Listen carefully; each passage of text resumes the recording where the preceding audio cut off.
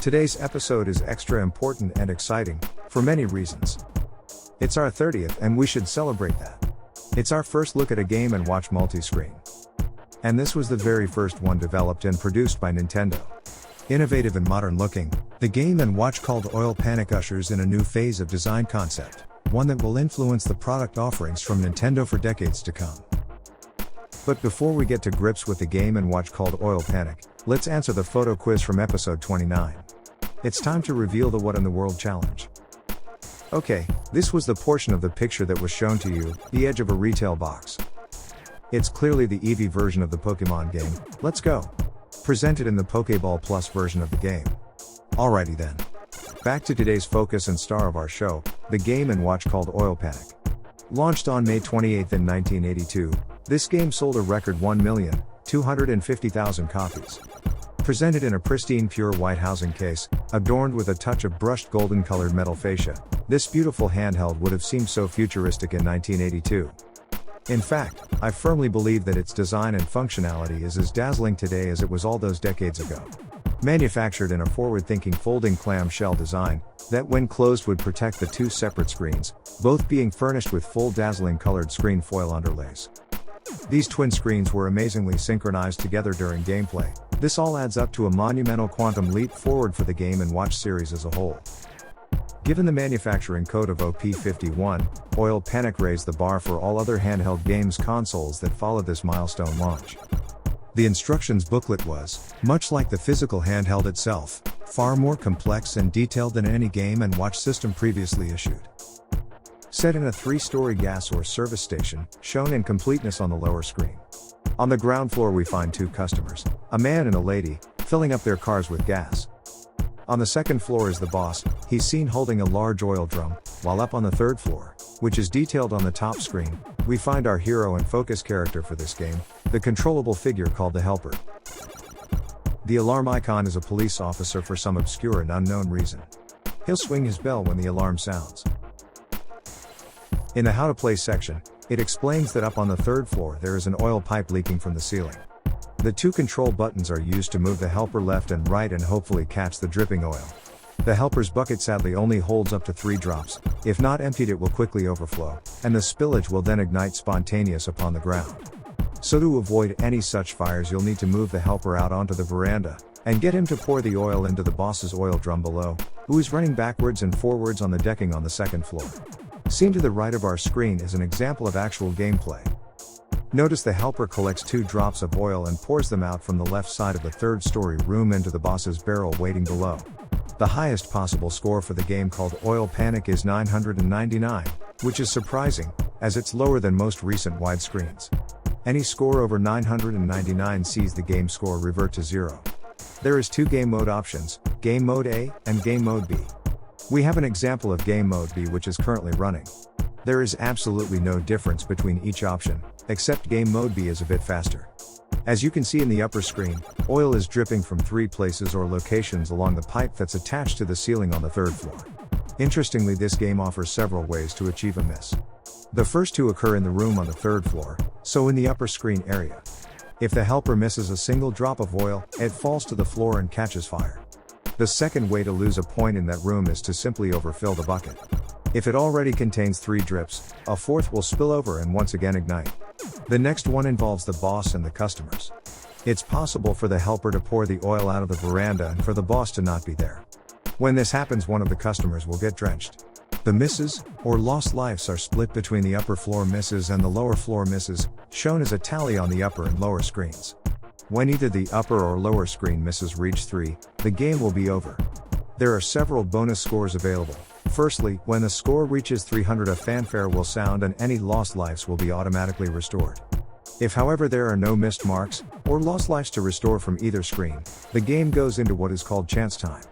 Chance time lasts between 20 to 30 seconds, during which time a second boss appears on the second floor and is also ready to catch the Helper's oil. This makes it impossible to dump waste oil on the customers. Another feature of chance time is that all oil caught by either boss counts for double points.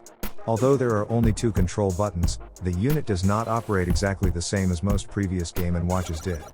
What I mean is that with Oil Panic it's not just sufficient to get to a location and the next action will be automatically taken. Many of the earlier games only required you to be positioned correctly to achieve a point. Today's game, for example, will not automatically step out onto the veranda on its own, nor will it automatically pour the oil down to the boss below without you pushing the button to make that happen. This extra button pushing actually takes some getting used to. As an interest factoid, this instructions booklet has far more mini illustrations and gameplay tips than any previous booklet to underscore these requirements. Seen here, in the top left-hand side of our screen is just such an example from the original instructions booklet. The cute mini illustration starts off by showing the 3 drip maximum of the helper's bucket, in the top left corner of the page. Below that, it goes on to state the fact that if the helper attempts a 4th, it will not only overflow out of his bucket but also catch fire. The middle section of illustration underscores a mist oil drip from the ceiling pipe will also ignite and combust on the floor. Clearly both mistakes will lose a life. Interestingly, the far right illustration features the lower screen and focuses on one of the 2 customers at the gas pumps. The booklet shows the lady, who has the red car jumping up and down and being annoyed after being drenched in waste oil, from the 3rd floor, when the boss failed to catch it. And the instructions booklet goes on to state the obvious by feeling the need to point out that the lady customer will doubtlessly get angry about this occurrence. That just about wraps up the gameplay.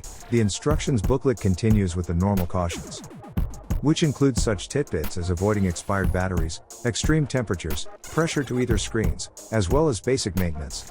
Finishing up our review of the instructions booklet by quickly looking at the unit's manufacturing specifications. This booklet concludes with a little bit of a novelty in my opinion, a blank rear page, which as far as I'm aware, we've not seen before. Also I'm kinda of guessing here, but perhaps also back in the day people might have perhaps felt like recording all of their high scores there.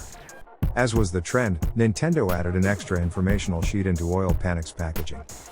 Seen here is the how to play leaflet. During wholesale shipping, Nintendo used cartons or boxes similar to the one seen above. These are called shippers by collectors and are both super rare and super expensive. This is likely because stores would have often discarded the box once the 10 games it carried were on the shelves. Having a quick look at variants. And across the pond we see the Regal boxes from CGL, or Computer Games Limited, from the distributor that serviced Great Britain. While my dear neighbors to the south of me in the good old US of A, win hands down the competition on the most gorgeous Game & Watch box art ever. And Australia has the brand called Futuretronics. And our German friends continue with their efficient Trickotronic rear box art showcasing 2 of Nintendo's available games. Oil Panic was also available in France and was distributed by a company called JI21. And lastly, I'll refer to the common or stock box simply as Japanese.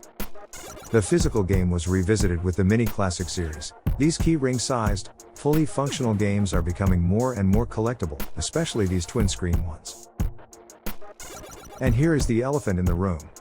The Game & Watch called Oil Panic came out in 1982. A clamshell dual-screen handheld.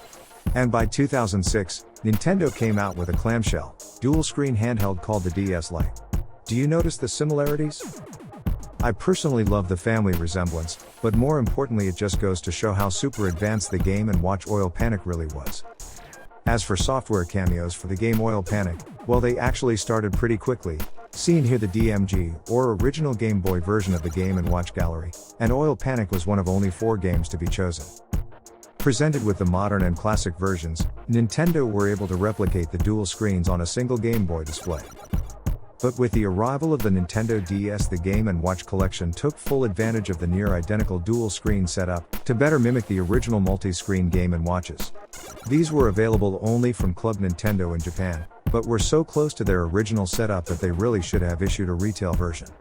And Super Smash Bros. Fielded a Mr. Game & Watch figure which was clearly based upon the helper character in his bucket from the Game & Watch called Oil Panic. And before we go today, I'm going to gaze lovingly at this Game & Watch multi-screen handheld one last time, from its brushed gold-colored faceplate when closed, to its exquisite colored screens and crisp and clear controls when opened and ready to play. This is such an awesome device, but you just wait until the next episode. The multi-screen game of Donkey Kong is going to knock the level of innovation out of the proverbial ballpark and beyond the bleachers. But we find ourselves once again at that juncture in our show where I need to ask our regular photograph quiz question. What in the world? Feel free to have a stab at guessing it in the comments below or tune into our next episode, episode 31, and have it revealed to you. And that just leaves me to say a sincere big thank you for watching. Feel free to do the usual requests, hit the like button, better still subscribe and follow our channel. However, if you do want to follow us here, hit that alarm button so you don't miss out on new and exciting content.